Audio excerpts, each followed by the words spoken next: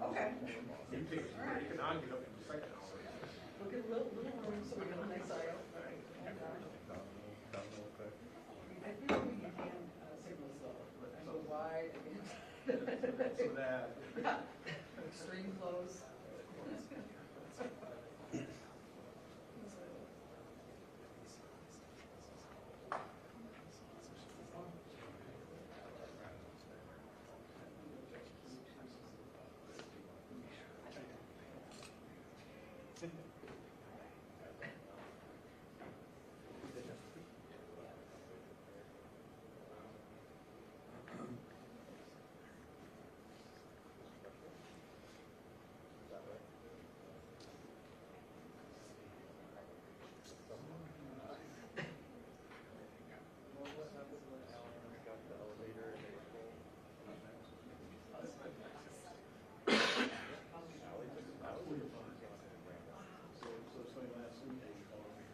Not March 9th, so NPR, I did a story.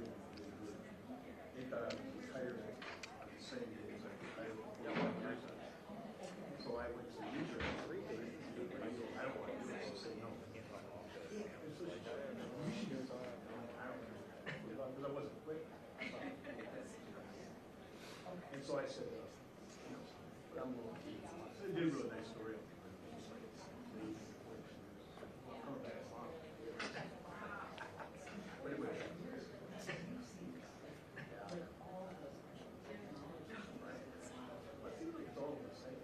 I need noise asset because it's not working.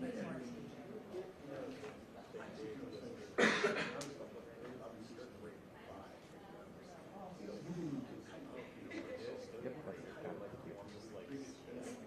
All your stuff is I'm looking at it. So it's like playing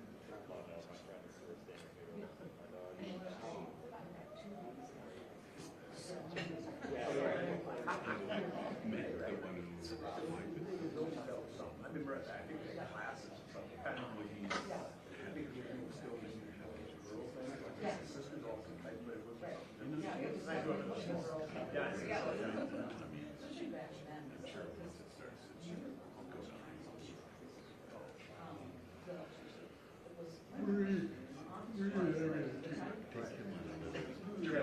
I think I had shots. What am I doing with that? Type it into you. They've only been a little forward thinking.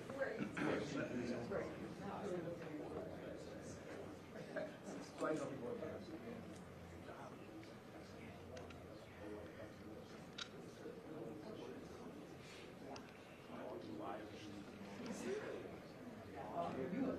Just so you know, I'll be interpreting from this chair. Oh yeah, I'm not going to sit there. I'm just trying to get this to work. I just don't want to accident. Okay. I'll move it back slightly. I guess all you got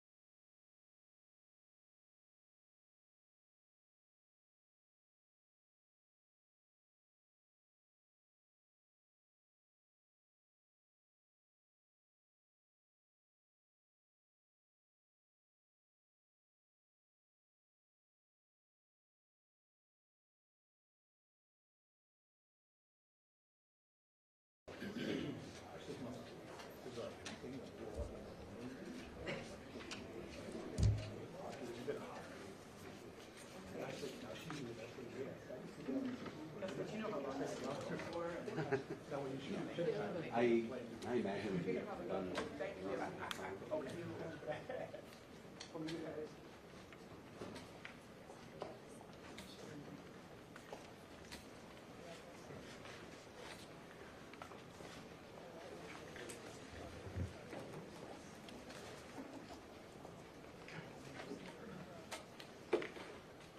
it on the way.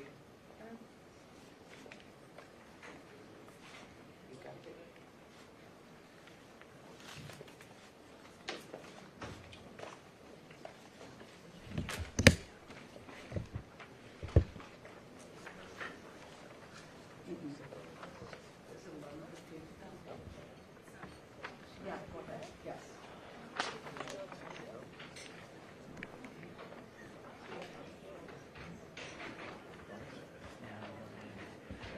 can do a little watch that.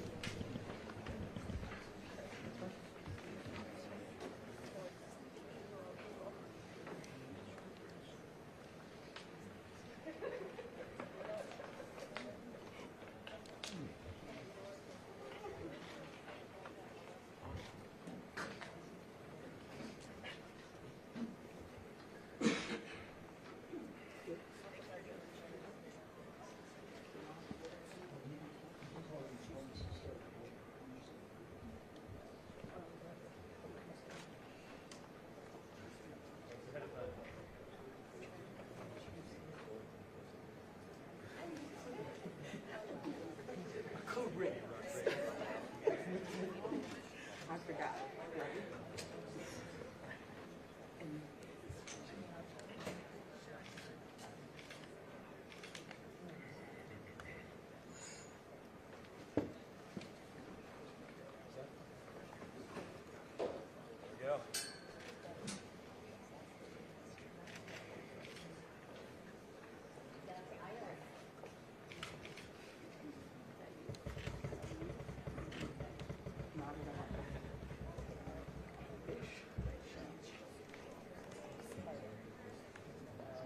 I don't know, because they said we were all walking in together. Maybe we did. Yeah, probably shouldn't do that. With microphones, I probably shouldn't. They're just all in the hallway. It's really important. Council members always show up first. Do you have like an act for us? Can you sing or something? Well, that's trio. No. No, Okay. there's no jigs going on today. Not today. This is a missed opportunity, really.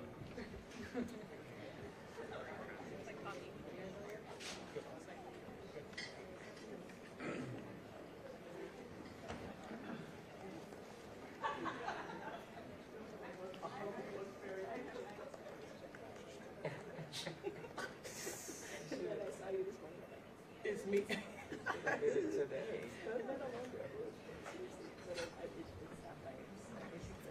Yeah, right? No, here we are, right?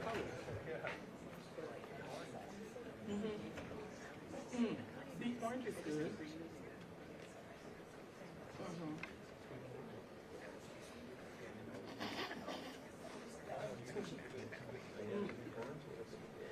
Or energy efficient.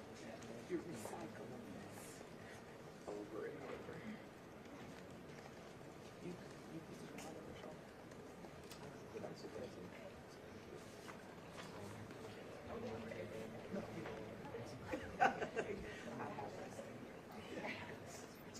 Oh, yes, yes. Yeah. Exactly. Feel comfortable. It's just saying.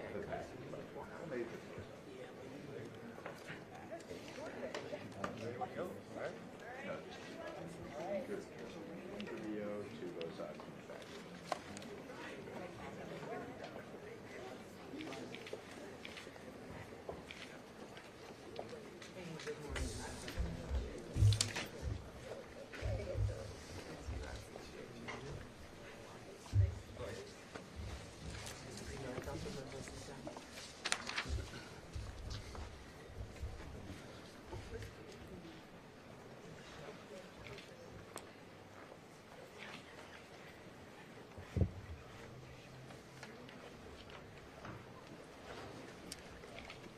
Good morning.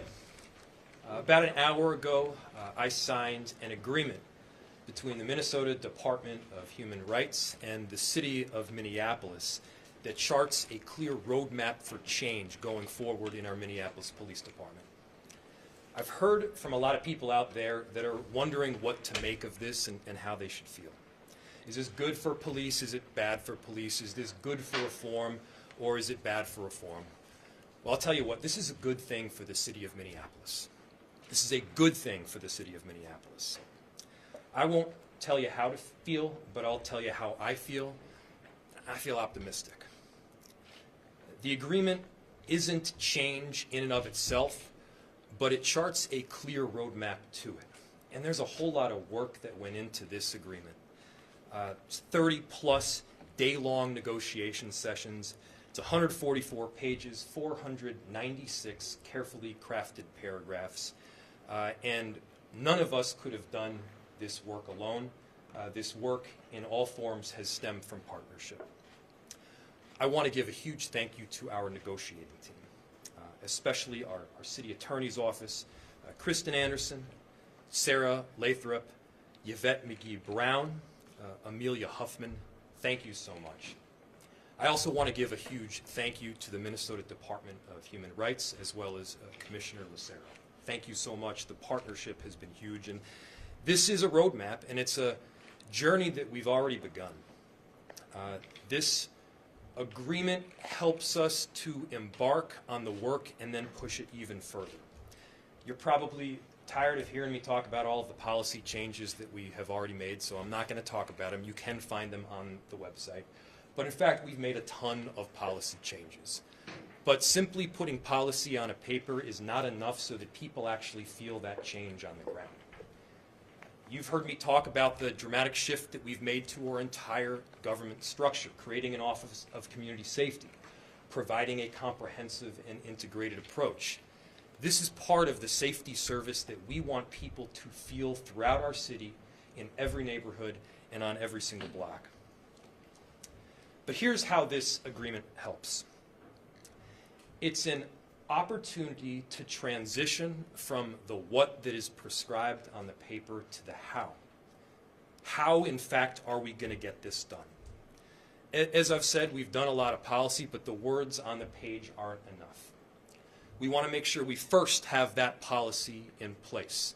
Second, we want to make sure that officers know specifically what they're supposed to do and how to follow that policy. Third, they need to be trained in on that policy to the point where it's muscle memory. And then finally, officers need to be held accountable when they aren't living up to the standards that we are insisting on as a collective community. A good deal of the policy language that you'll see in this agreement you've probably seen before. The big part in this is that it takes us further, embedding this policy in practice. Indeed, this agreement helps to ensure that the policy itself meets the road, it meets the ground, that neighbors and officers alike feel that change, and I can assure you that both neighbors and officers want to be part of that change.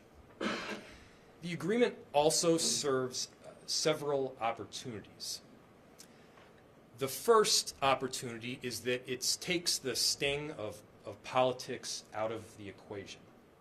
Inevitably, we'll still have disagreements going forward here at City Hall. Many of those disagreements, however, are ironed out and are ironclad in the agreement itself. For example, an early intervention system.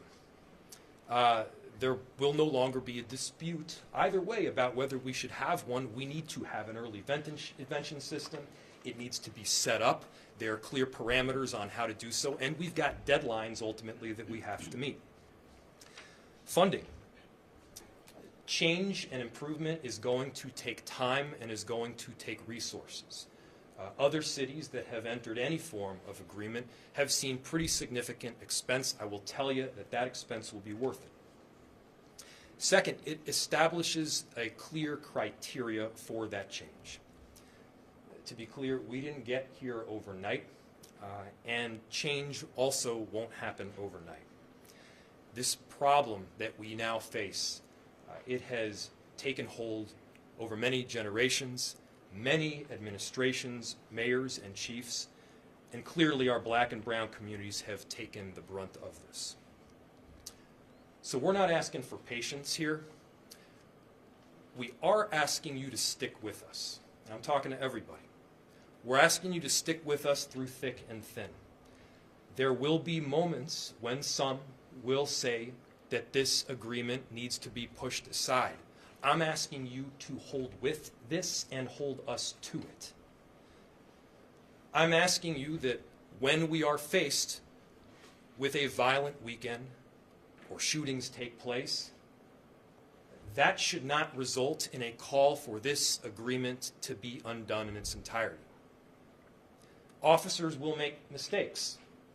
Mistakes themselves shouldn't be a call for the agreement to be undone.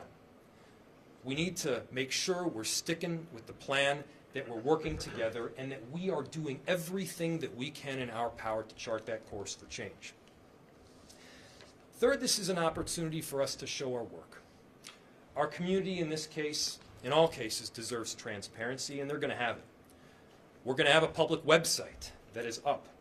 You're going to be able to track that data for yourself. There's going to be regular reviews, regular audits. There'll be tracking mechanisms that are set up. And those mechanisms will be set across a number of different areas, from regular reviews, audits, stops, searches, arrests, and then training. There's going to be peer reviews, supervisor reviews, importantly, reviews by MPD leadership. This is going to be a whole lot of accountability that's baked in. And by the way, all of these areas are going to be evaluated, not just internally, but by an independent evaluator.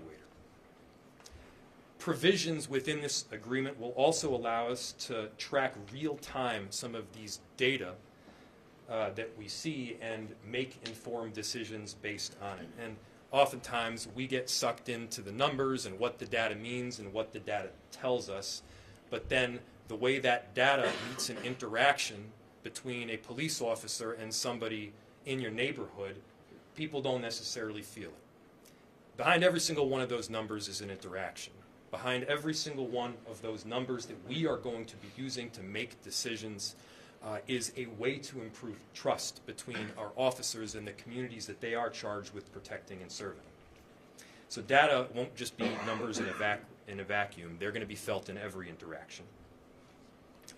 We'll also be tracking a more complete set of specifics around FTO reviews, field training officer reviews. I'll tell you, this is critical. This is how our field training officers themselves are training in officers after they've already entered the department, after they've completed the academy. This area in particular is huge for changing the culture itself, and we all know that we need to change the culture. We're also going to be insisting on accountability for everyone, for our officers, for our neighbors. And one thing I know for certain here is that officers that have stuck around, especially over these last few years through a whole lot of difficulty, they are in fact really committed to this change. Officers that will be joining our Minneapolis Police Department want to be part of this new era, and we want to welcome them in to be part of it with us. They're here for the right reasons. They're here to protect and serve our communities, and we want to make sure that they have the right supports in getting there. This is not leaving them high and dry with an agreement in place with a bunch of provisions on the page and then they have to do the rest. We want to make sure that they are supported through this accountability measure. We want to make sure that they're supported in doing the work that we know we all need to get done. And so we're going to do a comprehensive needs assessment of our existing support services, of wellness for officers, of our technology, of our facilities, and more. And depending on what that assessment shows, we're going to invest. We're going to provide resources to our police department to make sure they have what they need to be safe, to keep us safe, to keep them healthy, and to make sure that they are their best at work, that they're able to recalibrate between some of these very stressful calls, and that they're able to be their best versions of self. That is a huge part of it. Holding them accountable, critical. Also giving them the resources that they need to succeed, also critical. The city will provide a range of licensed mental health support services, including readily accessible, confidential counseling, stress management, officer wellness training.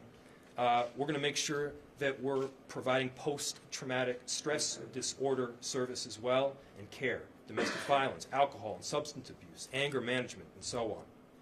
We'll also ensure that these services are actually culturally specific, and that any officer who requests that kind of emergency counseling and service will receive it within 24 hours. You'll see a lot of paragraphs in a very long document before you.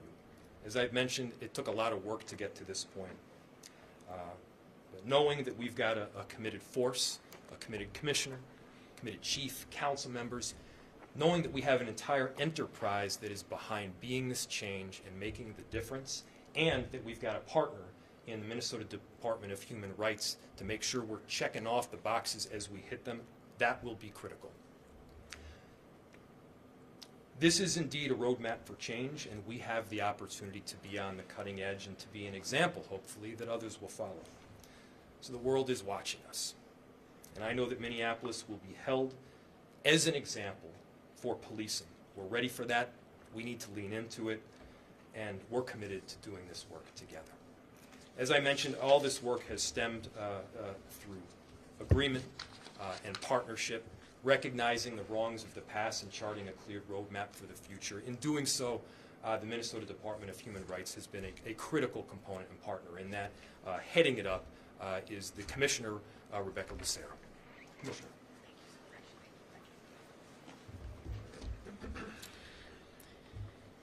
Good morning.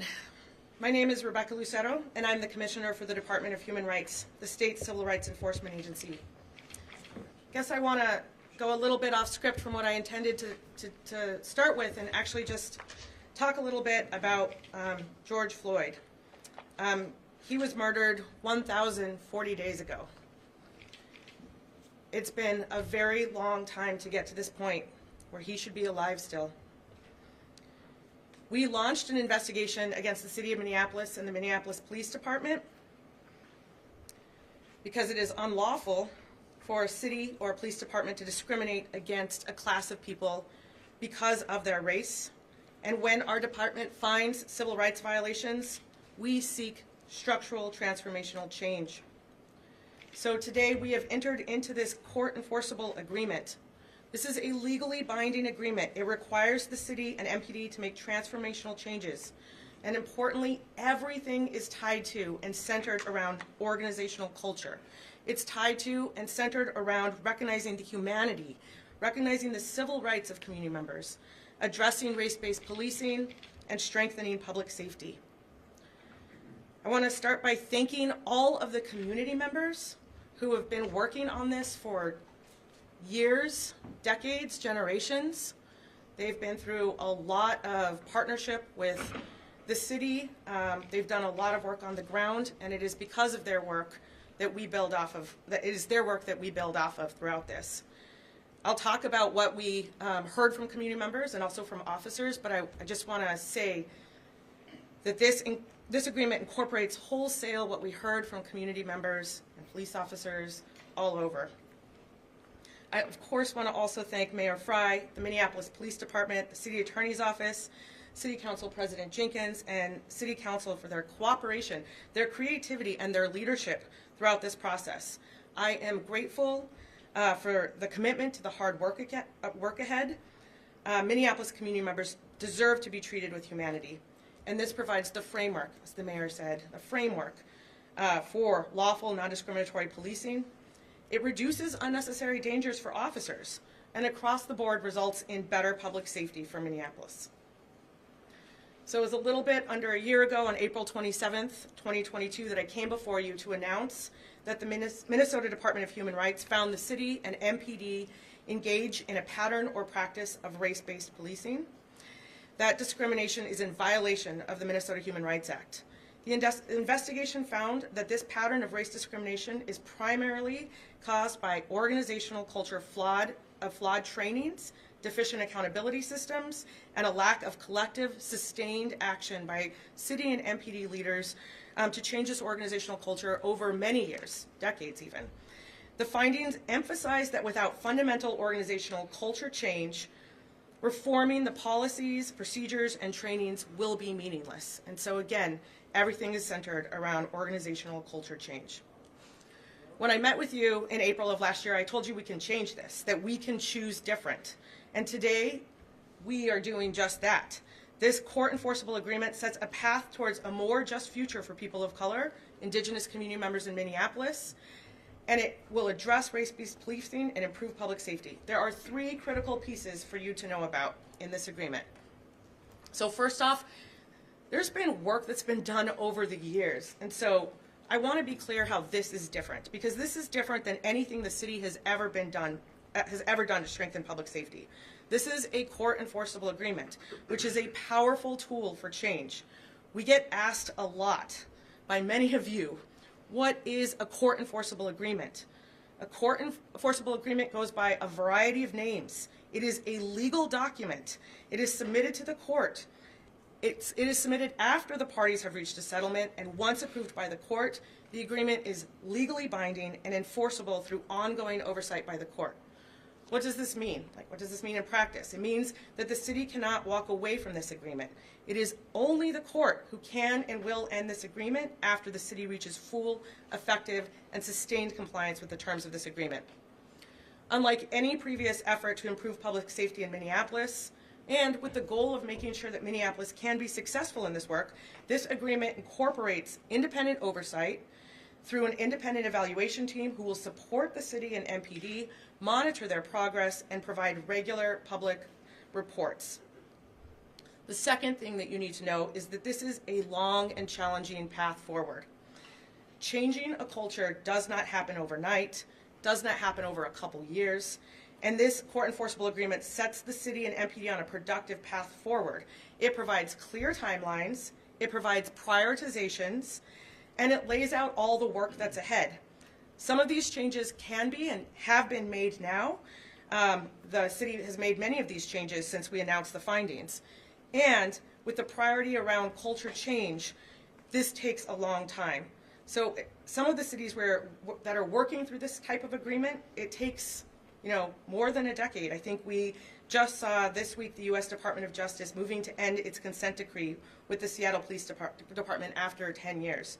I don't know how long this will last in Minneapolis, and I want to set reasonable expectations for the long path ahead. Real and lasting organizational culture change cannot and will not happen fast. It will require an unbelievable amounts of dedicated, focused, sustained work.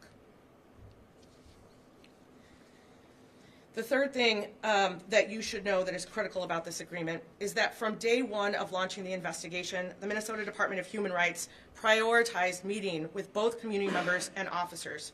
We did that because we recognized the knowledge and the work that had come before us, and we wanted to make sure we were incorporating and honoring all that we could. We did that work during the investigation and again after we announced our findings. We said, let's go back and get feedback from the 2 groups who are most impacted by MPD policies. That's both community members and police officers, and that is what we did. So in partnership with the Minnesota Justice Research Center, we hosted 15 community events last summer. Many of them were attended by city council members, by lots of community members, and this was just in addition to the ongoing conversations I had with many community organizations and community leaders. Humanity, that was the first thing that we heard over and over again. Community members shared that they want MPD to move away from a culture of violence to a culture that prioritizes humanity. This includes clear policies that prioritize de-escalation. I had the privilege of checking in with Buddy Locke this morning, Amir Locke's father. He asks frequently if there had been a sense of humanity around Amir. If he had been given that opportunity to have his humanity seen, would he still be alive right now? I thank Mr. Locke for his work getting to this point in this agreement. The second thing we hear from community members is around accountability. Community members shared that they want strong systems in place for accountability, which is essential to transparency and essential to building trust. When it comes to listening to police officers, we obviously did that extensively through the investigation.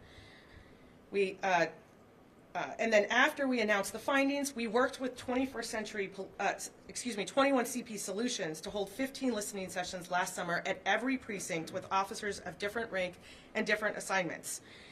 Officers shared repeatedly that they need policies to be clear, that long and confusing policies do not set them up for success.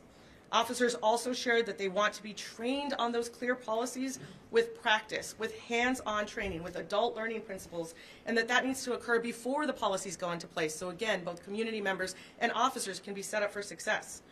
And officers shared that they need better support. That includes everything from comprehensive health and wellness programs to having a technology systems that interface, that talk to each other. So for community members and officers listening, this means that this court-enforceable agreement contains many provisions that are based on what you shared.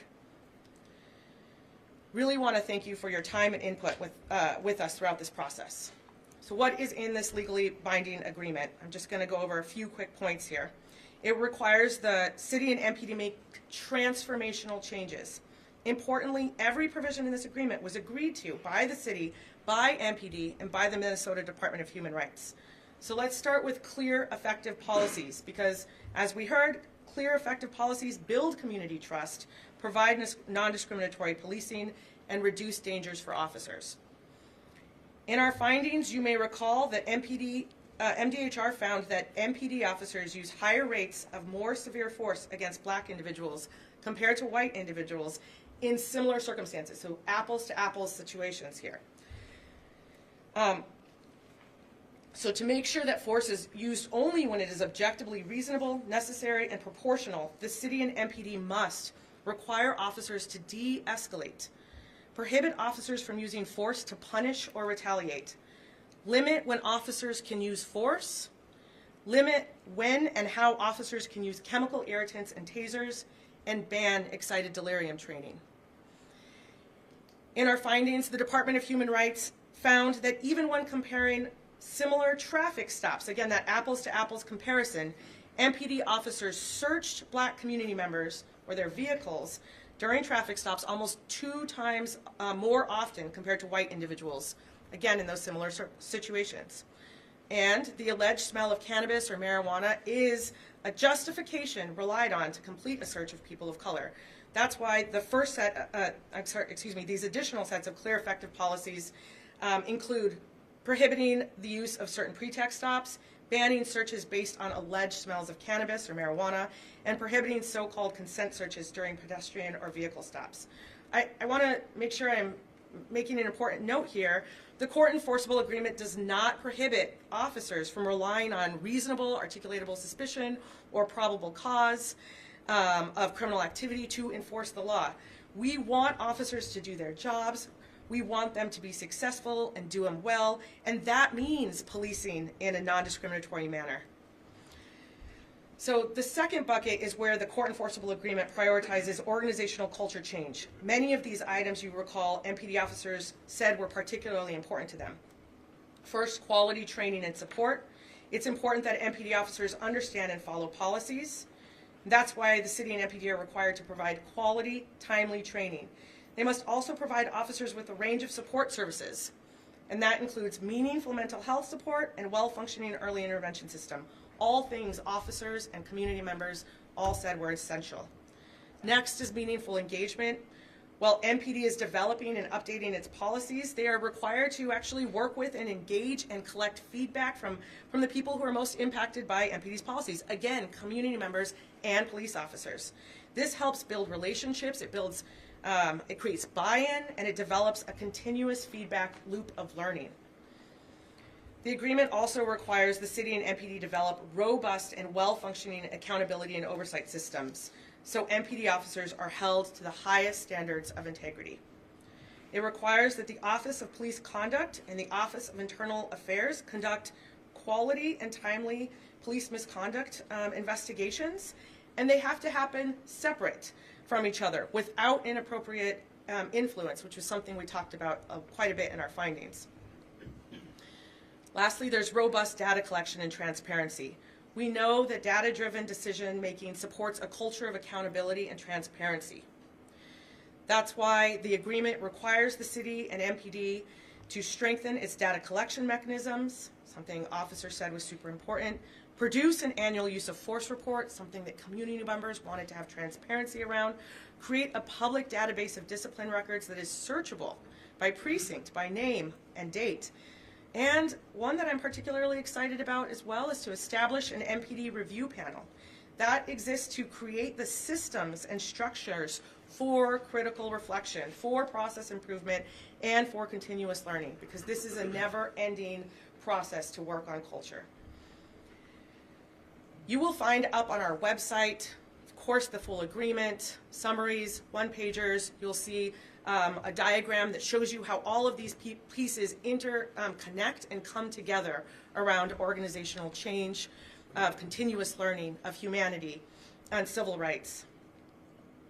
When I announced this investigation on June 2nd, 2020, I said, all of us are called to do everything we can, not just to prevent future deaths, but to end the systemic racism that is leading to these outcomes.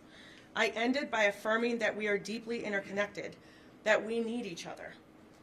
So again, I'm thrilled that Mayor Frye, Commissioner Alexander, Chief O'Hara, Council President Jenkins, and the entire City Council have pledged their deep support of this legally binding, court-enforceable agreement. It is going to take all of us, city and state government, yes, but also foundations, businesses, community members, all of us, to tackle the structural, transformational shifts that must happen for lasting change to occur. This agreement serves as a model for how cities, police departments, and community members across the country can work together to address race-based policing and strengthen public safety. This is a model for a new path forward. So it has been 1,040 days since an MPD officer murdered George Floyd. I started by talking about how Mr. Floyd should be alive today. It is with the deep awareness that Mr. Floyd should be alive today that I'm going to end my statement again today, just like I did last time I talked to you, by affirming that we are deeply interconnected, that we need each other. And so I look forward to the work ahead. Thank you so much.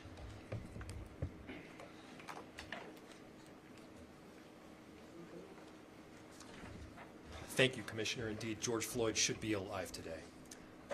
With that, I will bring up our Council President, Andrea Jenkins.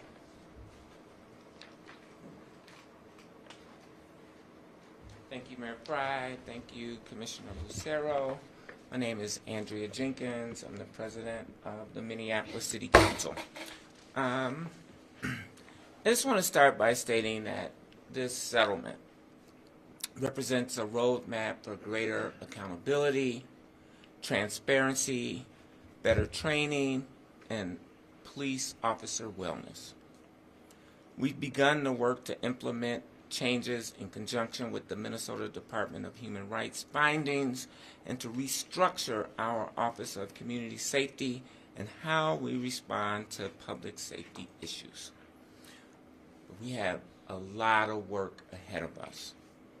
I want to start by thanking city leaders, including Mayor Frye, my city council colleagues, some of whom are here with us today, council members Vitow and Council Vice President Palmisano. I want to thank Commissioner Lucero, Chief O'Hara, the City Attorney's Office, and all City of Minneapolis staff for their collaboration, engagement, and commitment to this agreement, this court-enforceable agreement, and the commitment to the work ahead. Today is about community, especially our black and brown communities, and how we're going to better serve them. Today is about how we're going to build a more transparent, more accountable, and more equitable police department. While much of the work to date has been technical and legal in nature, our community has remained a priority throughout this entire process. And as we have been reminded by Commissioner Lucero, this work was initiated by the death, the murder of George Floyd, but not only George Floyd, but by so many other community members that should be alive and here with us today. We understand that this agreement will impact every facet of our community. And that's why it's important that we're not just doing this work for you, but we're doing this work with you. We need the community to be engaged in this process. But in order for this to happen, transparency and accountability are required. The City Council, the Mayor, and MPD have been working hard to ensure that these values are embedded not just in our words, but in our actions. As we move forward, you will continue to see this important work continue. In the next few months, the city will be creating a public web page, in addition to the web page that Commissioner Lucero talked about, to receive comments from community members surrounding the MPD's policies and practices. This will also offer a chance for residents to share their thoughts on what is going well and what they'd like to see improved.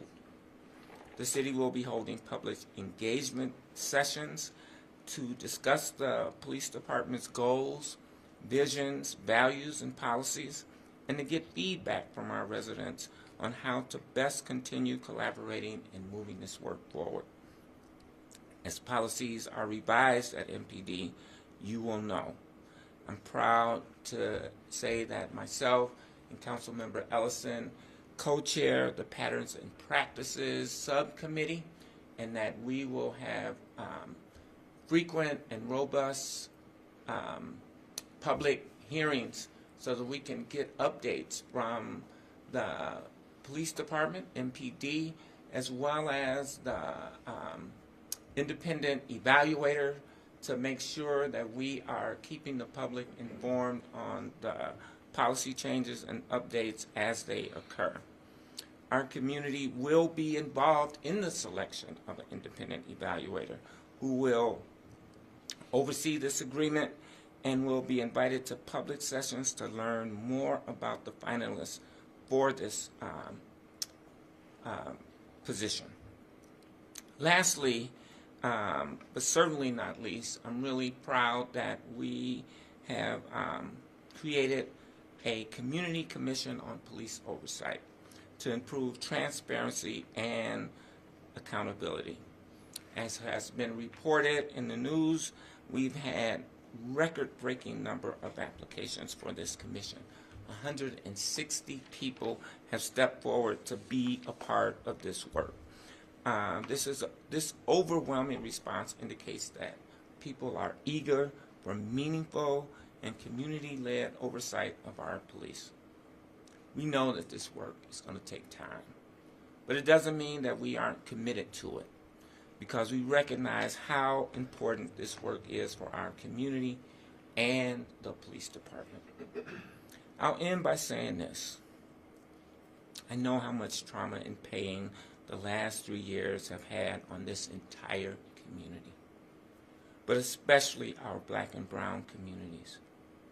I want you to know that we see you, we hear you, and we are committed to making the meaningful changes that will create the safety, the trust, the accountability, and the humanity that our communities deserve.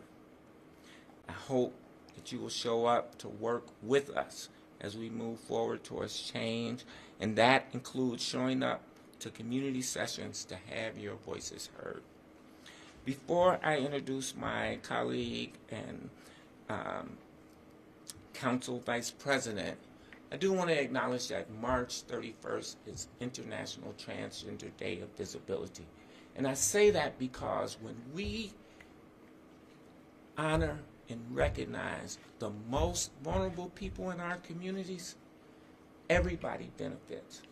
That's what this agreement is doing, and that's the work that I commit to doing each and every day. Without any further ado, I want to introduce my colleague and friend, Council Vice President Lene Palmisano. Thank you.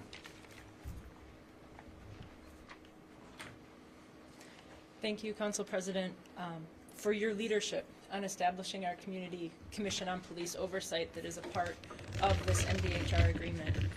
I'm looking forward to working with all of you as we step into this work.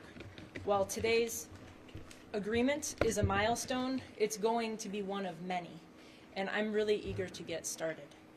Much of it reflects work we've been doing in other ways, and here are a couple things I've focused on over the years and how they're reflected in this agreement. I want to highlight data, field training officers, and wellness within our police force. From a data perspective, this agreement puts forward a roadmap for how we build that change effectively and more completely than we have ever resourced before. We're establishing clear targets for improvement and timelines to review and audit all city systems that impact law enforcement services. While data might not sound like a glamorous word, it is a really critical one. We'll be making improvements that will impact how our police department tracks and records information, and that impacts how information gets shared with the community. It will require significant investment in new IT infrastructure, including new data collection, management, analysis systems. And this is how residents will track our work, and this is how the public can hold us accountable. In terms of field training of officers, in the past, the model for preparing our officers for field work was lacking. The field training officer FTO position was a part-time role that relied on volunteers and self-selection, and that led to inconsistent training. The minimum standards for an FTO weren't clear, and they lacked clarity on who should not be an FTO. It lacked transparency for our trainees and what they should expect to be provided to them. In short, the whole program lacked transparency and firm expectations. Since our audit in 2021, which revealed these deficiencies, we've been working to address our shortcomings. And for over a year, we've worked to instill the clarity and expectations that this program needs and is essential. Clarity on what our trainees should expect, what our FTOs should expect, and what the public should expect when we train our officers. Moving forward, we will be documenting every step of a trainee's time in this program. We will better identify opportunities for improvement early and often. Our officers will receive the best supports possible for achieving field readiness status. Another important part of the work we're going to continue doing, and others have mentioned this going forward, is providing full comprehensive support for officer wellness. We know that mental health is health, and it's crucial that our police officers have the support and resources they need to be able to do their jobs effectively and efficiently. With this agreement, we are expanding how we provide treatment and preventive services to our officers so they can bring their best selves to this job. When our officers are taken care of, it allows them to be able to better take care of our community. We will be providing access to a full spectrum of licensed mental health support services, a comprehensive annual wellness plan, and regular audits so we are ensuring our officers' needs are being met. Over the last 3 years, we've talked a lot about how we're going to shift the culture of MPD. Building a city that supports one another and provides this kind of care that addresses the trauma that officers experience is one way to start that shift. I'll now turn it over to our city attorney, Kristen Anderson.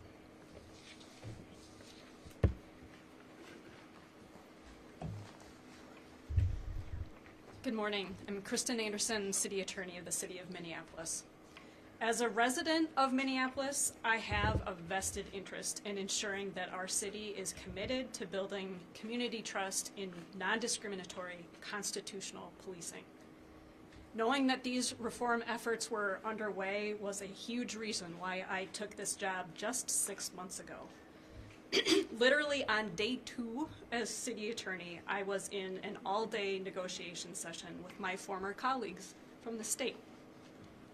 Throughout all of these negotiation sessions, and there were more than 30, both parties have been at the table in good faith and have worked together tirelessly to come to, the court-enforceable settlement agreement that we have today.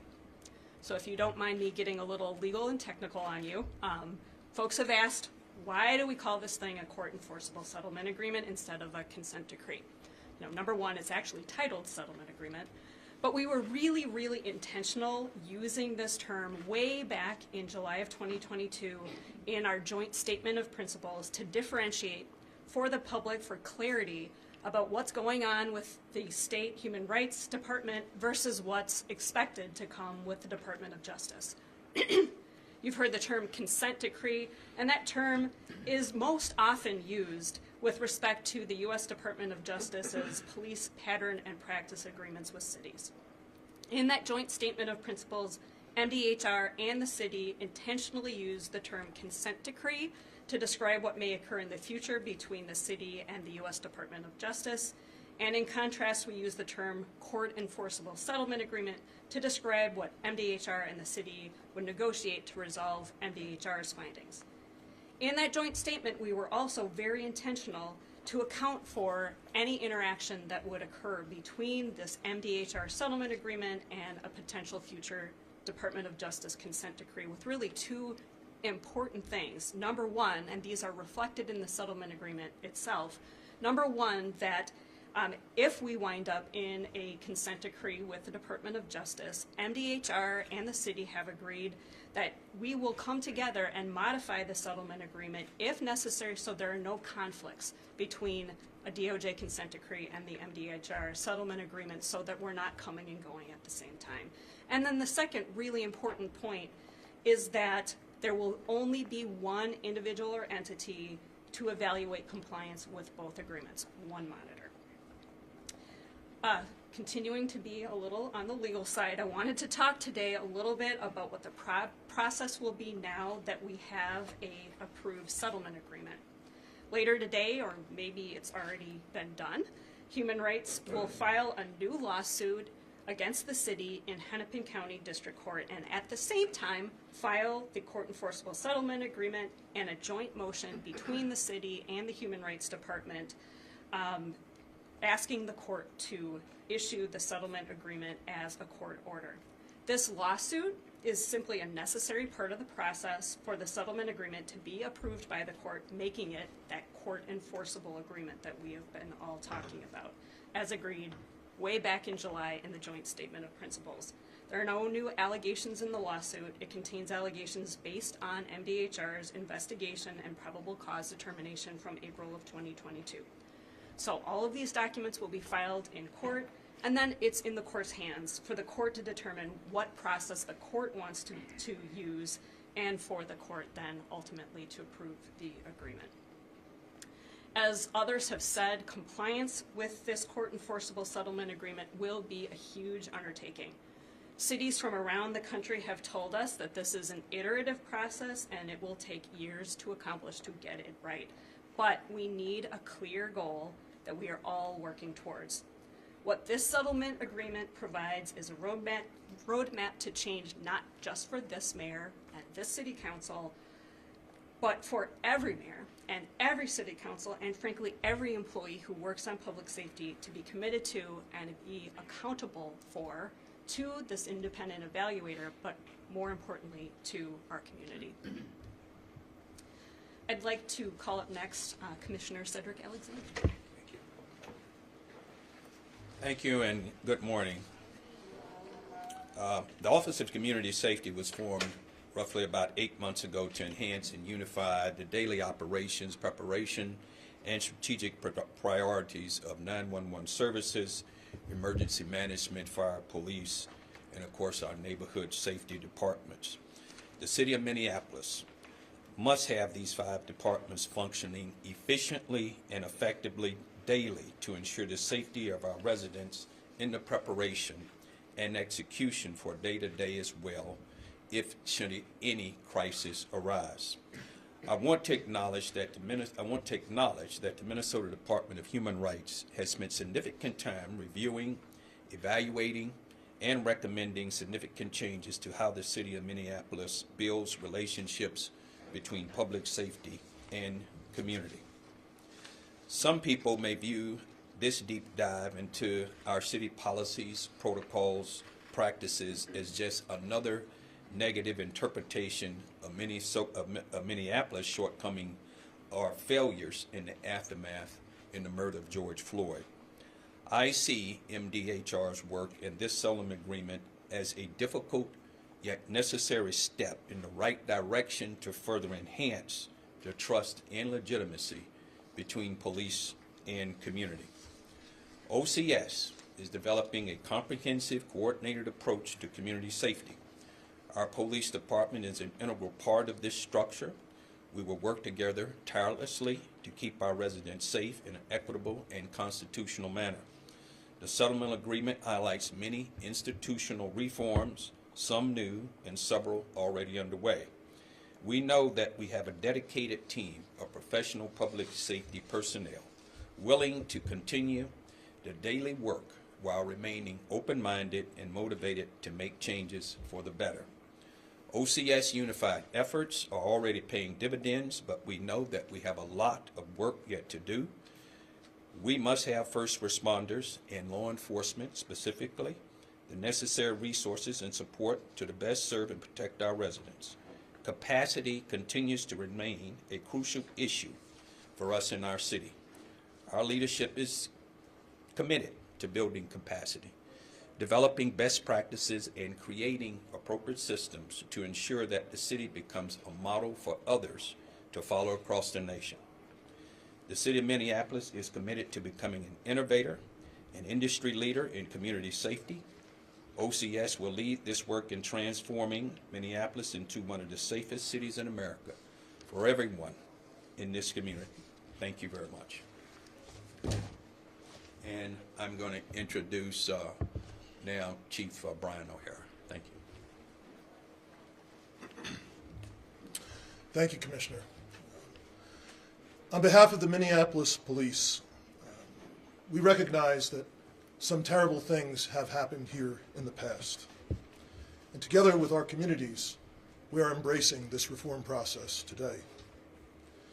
This settlement agreement envisions substantial reforms that must be fully implemented and practiced to perfection by all members of the MPD at all times. And then we must be able to prove that we have done so to an independent evaluator.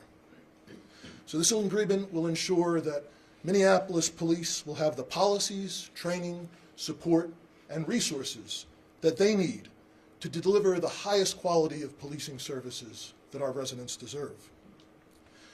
But we will not be confined to the four corners of this document. We will continue to work tirelessly to ensure that the culture of policing in this town, as well as the narrative around policing and public safety, continues to change, so that all residents of Minneapolis can know that Minneapolis cops have their backs. At the same time, we recognize that those who are most affected by policing itself are often those who are most vulnerable to crime and violence. Our most vulnerable communities should know that we will continue to respond. We will continue to answer the call. We will continue to protect and serve day and night, and do everything in our power to keep all people safe.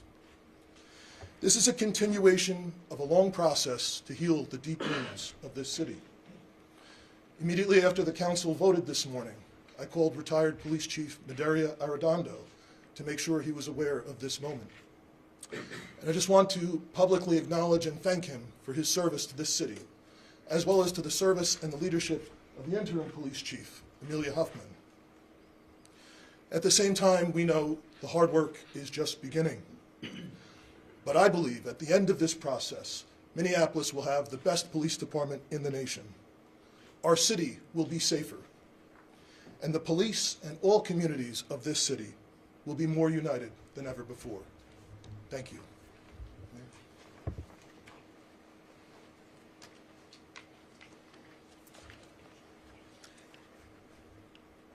So I think it's clear that the murder of George Floyd was the final straw that led to this investigation. But this investigation, as has been stated repeatedly, is about a pattern practice over more than a decade. And that's why this work of embedding that culture change is so essential. Not just words on a paper, but making sure that every interaction has changed and that we are doing right specifically by our black and brown communities. And with that, I'll open it up to questions and or pass it off to others. Yeah, Mayor Frye, can you and Commissioner Lucero both address these covert social media accounts, which are mentioned but only briefly in the agreement? Have you, I know there's dispute over this, this in negotiations, can you guys just say clearly, do you both agree that the allegations as they appeared in the original charge were accurate? I'll first pass it off to Kristen Anderson, our city attorney, and then of course Commissioner Lucero can answer as well, so we get that in the record. I mean, the short answer is the city does not agree with those findings. We don't have to agree with everything with the Human Rights Department to come to a settlement agreement. I will note that in the 496 paragraph settlement agreement, it addresses covert social media or undercover social media in one paragraph and in a definition.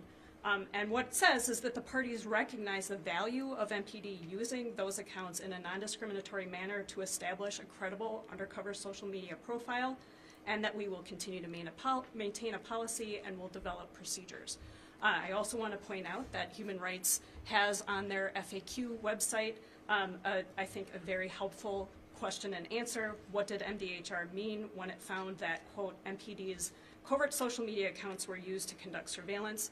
And the answer is, with respect to MDHR's findings about MPD's covert social media use, when MDHR described MPD as, quote, surveilling individuals and groups through social media, MDHR did not use that term to indicate, quote, hacking into accounts or private messaging systems or, quote, wiretapping those individuals or groups. What was meant by, quote, surveillance was that MPD officers use covert social media accounts to, quote, follow and, quote, engage with individuals and groups through their social media accounts. It is common practice for law enforcement agencies to, quote, follow and, quote, engage with individuals and groups through their social media accounts to establish a credible undercover social media profile. And sorry, before we go to Commissioner Lucero, will you release the underlying documents so we can tell our readers and viewers whether or not the city was covertly, following people on social media, people of color, not white people, not white supremacists, and for no, criminal investigatory reason? That's what I'm talking about, not the definition of the word surveillance. Okay, so the Data Practices Act obviously covers all of the data with respect to the investigation. At this point, all of the data with respect to MDHR's investigation is covered under Minnesota Statute Section 13.39, which is civil investigatory data, which is non-public at this point. So you can't release it, or you Correct. won't release it? Correct, we cannot release it. It's not public. Hi, good morning. Just to correct it for the record, my name is Rebecca Lucero, or Rebecca Lucero, if that might be helpful. I think to address your specific question, our findings are correct. MPD uses covert social media to target black leaders, black organizations, and elected officials without a public safety objective. That remains true. The only clarity we provided was that when we said surveil, we meant exactly what we said in our findings, that they were using fake accounts to access community members and organizations to seek and gain access. We can call it, we don't have to use the word surveil if there's confusion about that. We agree it does not mean wiretapping. So we do agree that it means to track, follow, engage with. At the end of the day, we don't have to agree. That's what matters. And the policy change in here covers every single piece from top to bottom that must implement really good policies around undercover social media or covert social media accounts. And that's what we made sure to get into this agreement. I can ask Deputy Commissioner Irina Vanderman to come up and provide some more specifics on the legal piece of it. Hello, everyone. Irina Vanderman. I'm the Deputy Commissioner for the Minnesota Department of Human Rights. As Commissioner Lucero just shared, the agreement itself contains, it's true, one paragraph and one definition pertaining to the use of undercover social media accounts. And that one paragraph addresses in full substance the concerns and findings that MDHR had with respect to the use of those undercover social media accounts. They can only be used as defined and provided in the definition for furthering criminal investigations. They have to be used in a lawful, non-discriminatory manner. And of course, there has to be authorization for such accounts to be created tracking regular supervisory review and review holistically by the MPD review panel that Commissioner Lucero spoke about before with respect to how those accounts are being used to ensure that there's not a discriminatory outcome. If there's any other questions, happy to answer that. I think it's not worth our time to go back and forth on this piece. I think what matters is that we do the work. And that is what we're all committed to doing. We've got to get to work to make sure there are good policies, good training, good procedures in place. And that is what the agreement lays out in detail throughout. Why is the city not admitting wrongdoing in the agreement? So just back to the social media matter, again, the city disputes those findings. The evidence that was presented to us, I just don't think shows what MDHR thinks that it shows, but we'll just dispute that. And to that question, the legal agreement, again, we don't have to admit to all findings, and in fact, it's a typical term of a settlement agreement that there is not an admission of liability. We can come to an agreement as mutual parties to a negotiation because we want to resolve these legal claims. We want closure on the dispute. We want closure on the idea of potential taxpayer-funded litigation when we know we've got work to do.